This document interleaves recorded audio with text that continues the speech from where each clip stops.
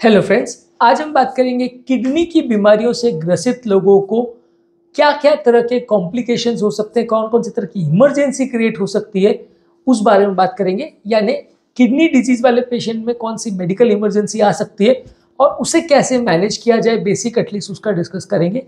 हालांकि हर तरह की इमरजेंसी का डिटेल मैनेजमेंट आज हम उसमें नहीं जाएंगे, पर बेसिक मैनेजमेंट पर बात करेंगे।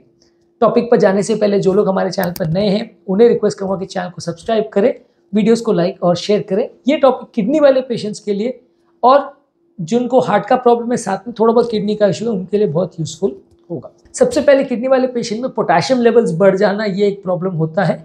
ज़्यादातर केस में कंप्लीटली एसिम्प्टोमेटिक होता है, पेशेंट को कुछ खास पता नहीं चलेगा। थोड़ा बहुत उसको मसल वीकनेस हो सकती है, धड़कन बढ़ सकती है, हाथ पांव सुन्न हो सकते हैं, झुंझुनी हो सकता है, कभी कभार सडन अनकॉन्शियसनेस या कार्डियक अरेस्ट भी हो सकता है। अगर आपको पता चलता है कि पोटेशियम लेवल कम है, जो कि घर पर पता चलना थोड़ा मुश्किल है, तो आपको डेफिनेटली डॉक्टर के पास जाना चाहिए। और अगर पोटेशियम लेवल ज़्यादा पाए जाते हैं तो आपको एडमिट करना चाहिए। ये जो सिम्टम्स मैंने बताए कि धड़कन बढ़ना, मसल वीकनेस वगैरह लगना, ये थोड़े से नॉन स्पेसिफिक सिम्टम्स है, जिसके बेसिस पे आप एग्जैक्टली नहीं कह सकते कि आपका पोटेशियम लेवल ज़्यादा है। तो इसलिए जब कभी भी आपको किडनी का प्रॉब्लम है तो आपको रेगुलर बेस पे पोटेशियम चेक कराते रहना चाहिए। और जब कभी पोटेशियम लेवल ज़्यादा हो तो फिर एडमिट करने की ज़रूरत पड़ सकती है। तो ये जानना समझना ज़रूरी है कि किडनी वाले पेशेंट्स में पोटेशियम का इशू आता है और ये एक मेडिकल इमरजेंसी है, जिसमें पेशेंट को तात्कालिक भर्ती करना पड़ता है। ऐसा होने का कारण ये है कि किडनी बॉडी का एक्स्ट्रा पोटेशियम को नॉर्मली निकालता है। जब किडनी फेलियर में चला जाता है तो एक्स्ट्रा पोटेशियम बॉडी नहीं क्लियर कर पाती है, इसलिए बॉडी में पोटेशियम भर जाता है। और ये काफ़ी टॉक्सिक तत्व होता है, जिसका ज़रा भी मात्रा ब्लड में अगर बढ़ जाए तो वो जानलेवा हो सकता है। तो किडनी वाले पेशेंट में आपको विशेष सावधानी पोटेशियम के लिए रखना ज़रूरी है। और पता करने का बेस्ट तरीका ये है कि हर 1-2 महीने में आप टेस्ट करवाते रहो कि पोटेशियम लेवल ज़्यादा तो नहीं आ रहा है। खासकर उन लोगों के लिए जो खाने पीने में पोटेशियम वाली चीज़ें ज़्यादा ले रहे हैं या पोटेशियम वाली कोई ऐसी दवा ले रहे हैं जिससे पोटेशियम बढ़ सकता है, उसमें आपको विशेष ध्यान रखने की ज़रूरत है। खाने पीने में कौन कौन सी चीज़ में पोटेशियम ज़्यादा होता है उस पर ऑलरेडी हमने एक डिटेल वीडियो किया है। इसके अलावा किडनी वाले पेशेंट में सडनली पानी भर सकता है, क्योंकि बॉडी का एक्सेसिव पानी जो है वो निकालने का काम किडनी का है। तो अगर ज़्यादा पानी हो तो भी किडनी पेशेंट को प्रॉब्लम होती है और कम पानी हो तो भी प्रॉब्लम होती है, क्योंकि ये एक्सेसिव पानी को बॉडी निकाल नहीं पाती। पेशाब बनने का सिस्टम खराब हो जाता है, खासकर उन लोगों में जिनको बहुत ज़्यादा सीवियर किडनी का प्रॉब्लम है और किडनी प्रॉब्लम एडवांस स्टेज में है। तो वैसे स्टेज में आपको सिम्टम्स क्या होंगे? सांस फूलेगी, घबराहट, पसीना होगा, पाँव में सूजन होगी। हालांकि पाँव में सूजन वाला जो केस है वो उतना इमरजेंसी नहीं होता, लेकिन अगर सडनली लंग्स में पानी भर जाए तो सांस फूलेगी, खांसी होगी, घबराहट होगी, लेटने में सांस फूलेगी, जिसे ऑर्थोपनिया बोलते हैं। अगर ऐसा हो रहा है तो आपको हॉस्पिटल जाने की ज़रूरत है। ऐसे में यूरिन बढ़ाने वाली दवाओं से डॉक्टर आपके पास एक्स्ट्रा पानी को निकालने का प्रयास करेंगे। अगर किडनी ऑलरेडी पूरी तरह फेल हो चुकी है और पेशेंट डायलिसिस पे है तो डायलिसिस करके उस पानी को निकालना पड़ेगा, नहीं तो लंग्स में पानी भरने की वजह से पेशेंट की मृत्यु हो सकती है। इसके अलावा सडन किडनी का इंजरी हो सकता है।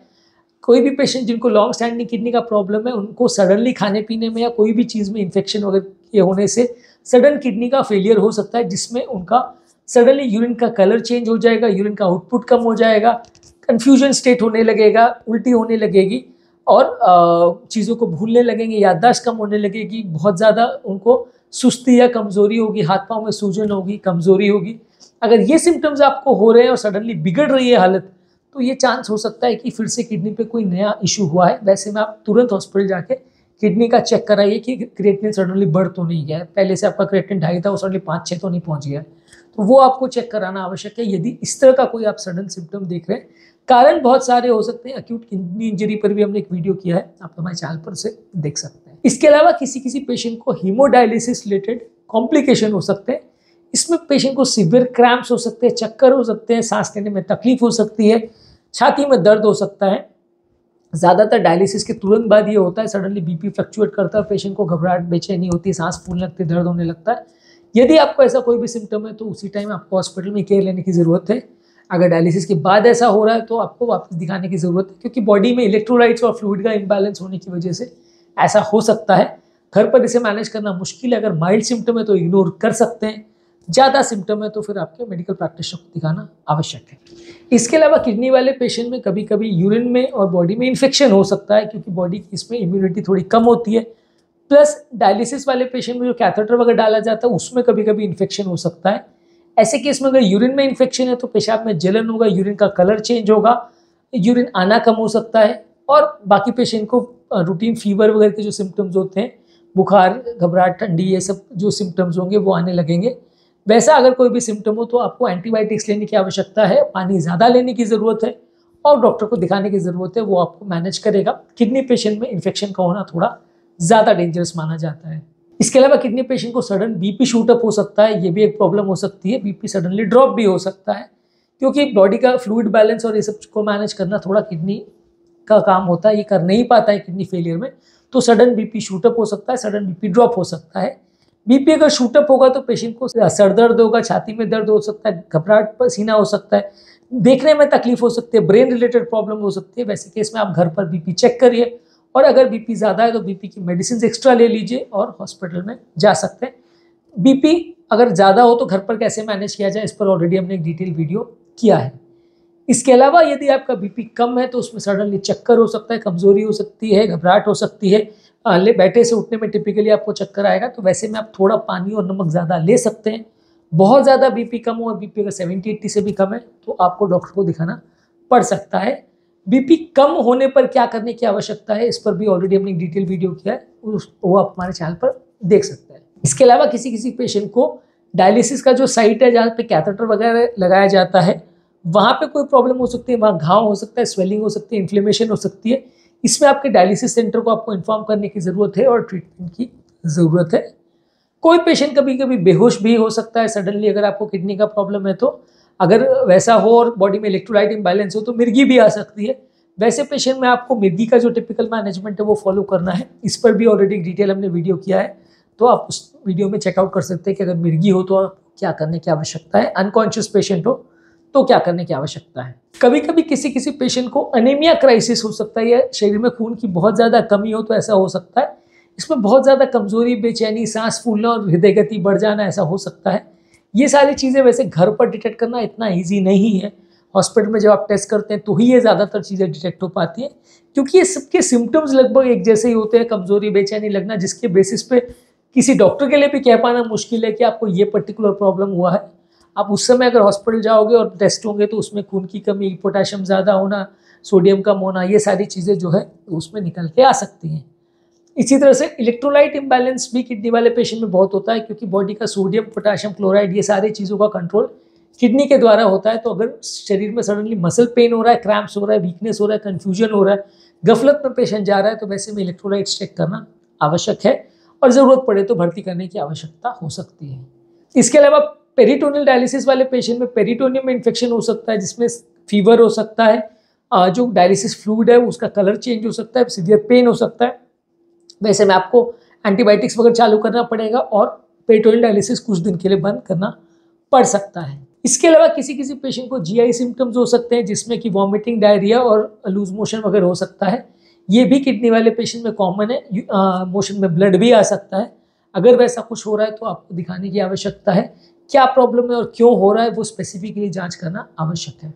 किडनी वाले पेशेंट्स में इसके अलावा ब्रेन रिलेटेड प्रॉब्लम, गफलत होना, कन्फ्यूजन होना, मिर्गी होना कॉमन है।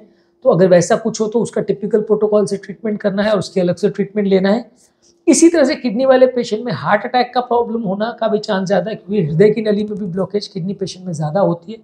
यदि ऐसा हो तो रूटीन हार्ट अटैक जैसे इसको मैनेज करना है, हालांकि मैनेज करना ज़्यादा टफ होगा किडनी वाले पेशेंट्स में, लेकिन अगर आपको ऐसा प्रॉब्लम हो रहा है तो डेफिनेटली आपको डॉक्टर को दिखाने की आवश्यकता है और उसको अर्जेंटली मैनेज करने की आवश्यकता है। बाकी हार्ट अटैक जैसे उसको मैनेज किया जाएगा। हाँ, ये है कि एंजियोप्लास्टी और वो सारी चीज़ें करने में आपको रिस्क ज़्यादा होगा, क्योंकि कॉन्ट्रास्ट यूज़ करना मुश्किल हो जाएगा, लेकिन फिर भी आपको उसको मैनेज करना जिस तरह से भी पॉसिबल है करना पड़ेगा। आज के टॉपिक में हमने बात करी किडनी पेशेंट्स में होने वाली इमरजेंसी सिचुएशंस के बारे में। ये सारी इमरजेंसियाँ ज़्यादातर पोटाशियम लेवल्स का बहुत ज़्यादा बढ़ जाना, फ्लूइड शरीर में पानी बहुत ज़्यादा बढ़ जाना, लंग्स में पानी बढ़ जाना, सडन किडनी फेलियर का बिगड़ जाना, डायलिसिस रिलेटेड कॉम्प्लिकेशंस होना, शरीर में इन्फेक्शन का हो जाना, बीपी बहुत ज़्यादा बढ़ जाना, बीपी बहुत ज़्यादा कम हो जाना, डायलिसिस साइट पे एक्सेस जहाँ पे आप कर रहे हो कैथेटर रखा है वहाँ पे प्रॉब्लम होना, अनकॉन्शियस हो जाना, मिर्गी हो जाना, सडनली खून बहुत ज़्यादा कम हो जाना, इलेक्ट्रोलाइट्स का प्रॉब्लम होना, पेरिटोनियल डायलिसिस वाले पेट में पेरिटोनियम में इन्फेक्शन होना, पेट में सिम्टम्स होना जैसे वॉमिटिंग, डायरिया और मोशन में ब्लड आना, हार्ट अटैक का होना, मिर्गी का होना, ये सारी चीज़ें किडनी वाले पेशेंट्स में सडन इमरजेंसी क्रिएट कर सकती हैं, जिनको उस सिम्टम के हिसाब से मैनेज किया जाता है। थोड़ा बहुत मैनेज प्रोटोकॉल जो है वो किडनी पेशेंट के हिसाब से माइल्डली डिफरेंट हो सकता है। उम्मीद करूँगा कि आज के टॉपिक में आपको ये जानने को समझने को मिला होगा कि किडनी के पेशेंट में क्या क्या इमरजेंसीज क्रिएट हो सकती हैं। जो लोग हमारे चैनल में नए हैं उन्हें रिक्वेस्ट करूँगा कि चैनल को सब्सक्राइब करें, वीडियोस को लाइक और शेयर करें ताकि इन कंटेंट से ज़्यादा लोगों की मदद हो सके।